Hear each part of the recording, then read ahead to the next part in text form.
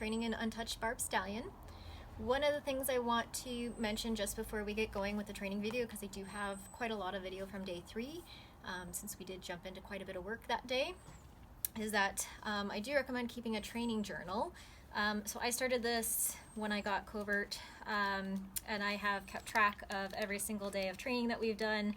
I like this because I can make notes about what we work on, what his reactions were, how he responded. It also helps me kind of plan out our training for the next day, keep track of what we need to work on, and maybe how to adjust training for him so that it'll work better for us. And it just really helps you monitor your progress, and it's fun also then to go back and look at and see where you started and how far you've come. And then if you need to say, well, okay, well, I tried this day and that didn't work, you can always go back to those notes and see, well, here's how I tweaked that and fixed that. So I do find that it's a really helpful resource. That's another reason that I video all of my training sessions, is that I can then watch and see, are there things that I need to correct? Are there things I didn't pick up during the session that I find later? So I just think it's a really helpful tool for, reevaluation of yourself and your horse and your training session, to be able to go back and review it. So I just wanted to mention that really quick before we get started here. And one other thing I did want to mention is it does, it'll make it seem in the next few videos like we made lots of progress very rapidly. But I was lucky enough to have like the first week off from work with Covert to do pretty much nothing but work with him. So I was out there as many hours of the day as I could be, and some days that was like 8 hours that I spent with him. So even though it may not seem like it based on the training videos, I spent a lot of time with him, put in the work to gain that trust and that foundation. And that's why I think everything then was so easy from then on out. But it's something that, if you only have 20 minutes a day, do what you can, but you're just not going to see things maybe progress quite as quickly as if you're able to spend all day out there.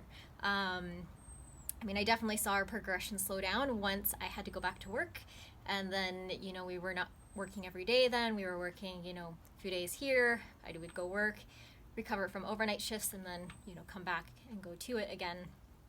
But definitely, I saw with him having now breaks, we would maybe be a few steps back when I would come back to his training. We would review and then go forward again. And then that's gotten better with time as well. So we really don't have to go backwards at all. It's just, we do always a refresher, see how he's feeling that day, and then progress on. So just things to keep in mind for your training with your own horses. Don't get frustrated, especially if it seems like things are going slow. Progress is progress. I wasn't in any hurry. I was happy with whatever progress we made. I had no agendas. I had ideas of things I'd like to work on each day, but if we didn't get to that, that was fine. And I would just adjust the plan as need be. And my hope was that in the first month I could halter him. We did that in 5 days. And I was hoping that by the end of the summer I'd be able to ride him. And we've now today actually just had our 4th ride, but I'll get all the videos caught up there so you can see our progress throughout the last few months. And again, thanks for watching and enjoying the videos.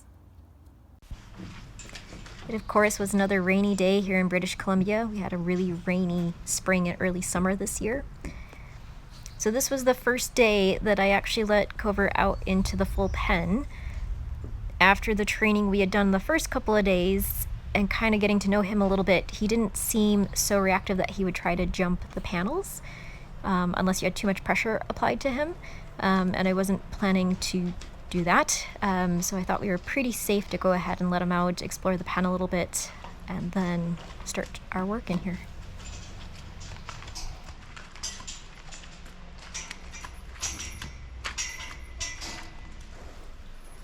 You'll notice as he moves around here a little bit too that he's got a white sticker on his butt. So when they took the horses to the fairgrounds to do their Coggins and health certificates, in order to keep all the horses straight and identified properly, make sure that the right blood sample went with the right horse, the veterinarian ended up using these little sticky ID tags that they often use in auctions, but it worked great for them to be able to keep the horses separated, make sure nothing got mixed up, especially like since I was going to be traveling internationally with him. We needed to make sure that was great. So that was one of my goals, is to get that off his butt once we were to the point where I could touch him.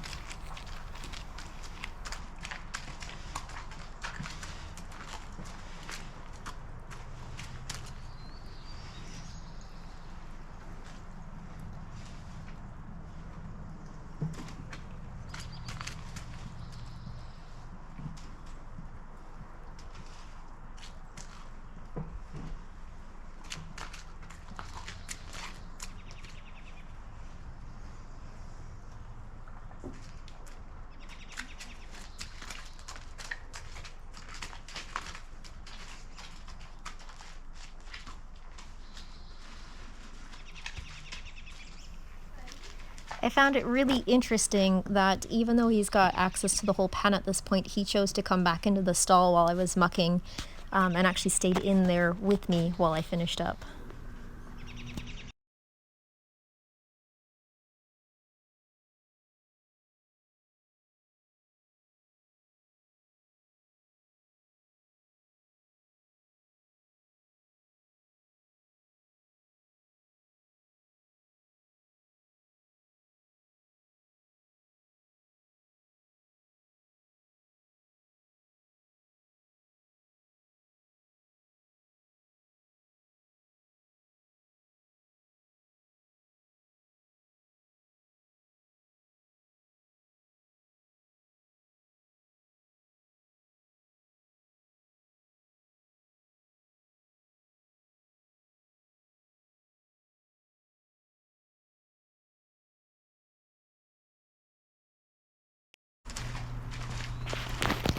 I'm going to start here with just some very easy moving of his feet, where I'm making my requests with very small movements.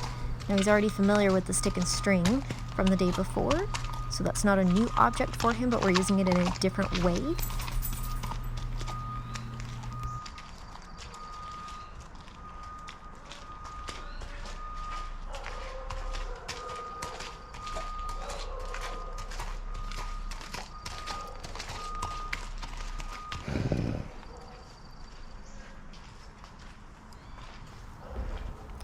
Now I'm going around the rail here so that I can get him to turn to the inside instead of swinging his butt around to me as he changes a direction here.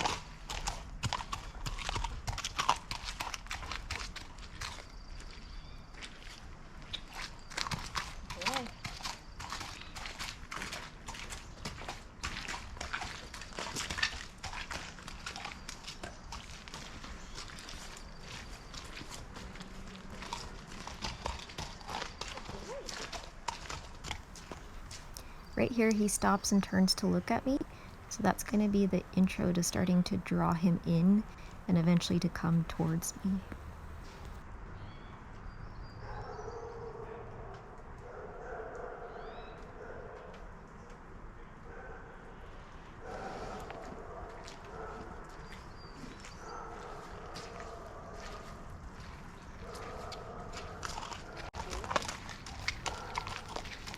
And you'll see that I'm actually having to do this at quite a far distance from him, where he reacts while I'm still quite far away from him, because we haven't done anything like this yet. You know, we have to build back up to a closer distance, working distance from each other. So at this point, you know, again, I'm just trying to keep things low key, keep him from getting, you know, too pressured where he might do something unexpected or dangerous. I'm just trying to read him and his body language, trying to just start moving those feet, seeing how much he's paying attention to me versus everything else. Looking and rewarding for positive signs with licking and chewing, turning towards me, dropping his head, showing signs of relaxation. So We start to get more and more of that as he figures out what he's supposed to do. We also start to kind of turn the hindquarters. These are basic things that they already know. It's just that he has to learn to respond to them from me versus another horse.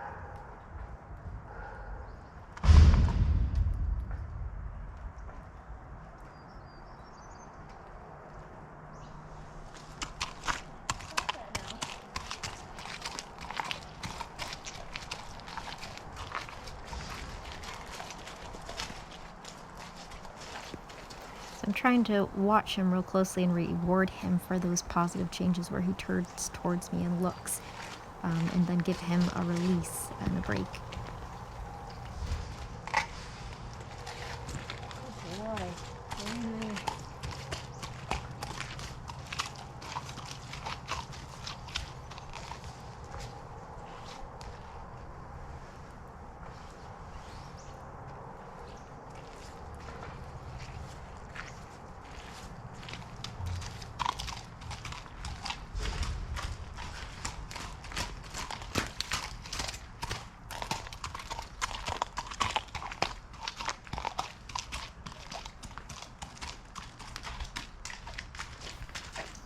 And this doesn't need to be done at a fast speed. I actually prefer if we just do it calmly at a walk so he's thinking more than reacting to things that I'm doing. My goal isn't to wear him out and, get him to succumb to fatigue. My goal is to start establishing communication. And I love how he's paying attention to me and turning into me already, even though we've only been doing this a few minutes. And also paying attention to me despite the fact that my neighbor decided to have a junk removal company come and start throwing large, loud equipment into a dumpster right by my fence, which is just on the other side of the workshop there. So he had kind of a lot to contend with in these first few days with new things.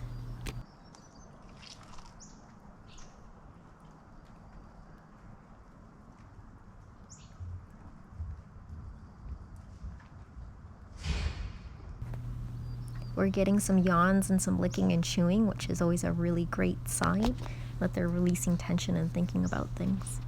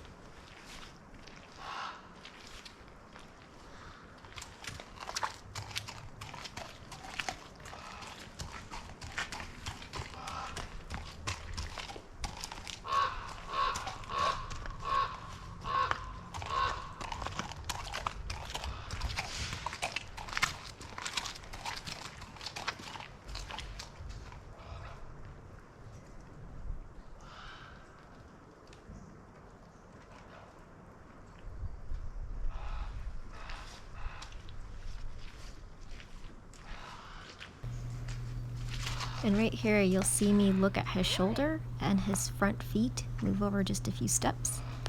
It's really, really super cool when you get to see how using your body language truly works, right? Now I'm looking at the hind end, and I get the hind end to walk over.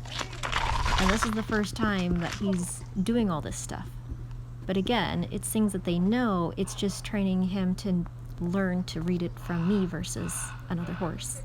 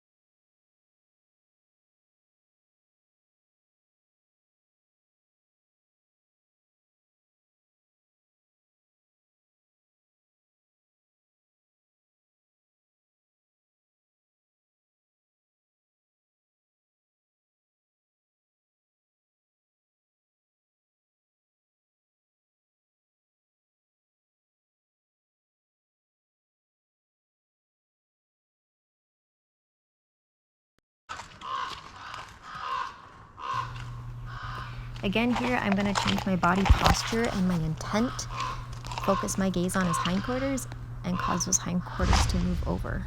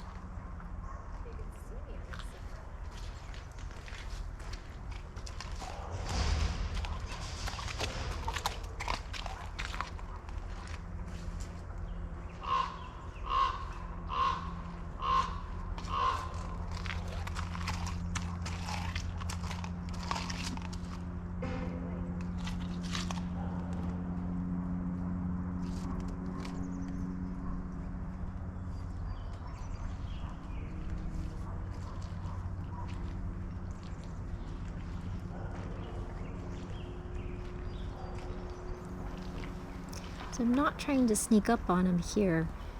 I just like to keep things very low key and calm, because I think if they're less reactive, they're more thinking, And I think you can make more progress, and more progress that's going to set a good foundation and last for life. I don't like when I see people get them really reactive. They usually move their feet really fast. Yeah, you might see some initial results, but oftentimes I'll see those horses kind of shut down. And I don't want him to end up shut down. I want him to be learning and accepting things as we go, so that we just keep moving forward.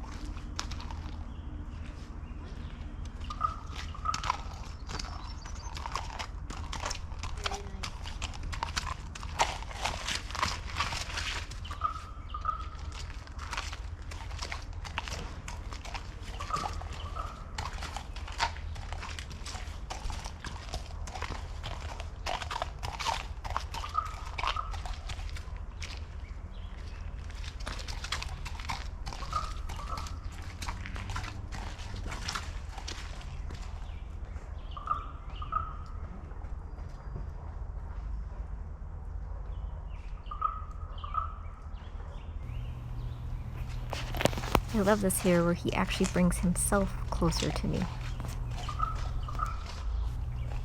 I was really happy with that, so I decided to end our pen session there for the day. But I did go back into his stall later on, and all that work we did out there led to this, where I actually got to give him scratches for the first time.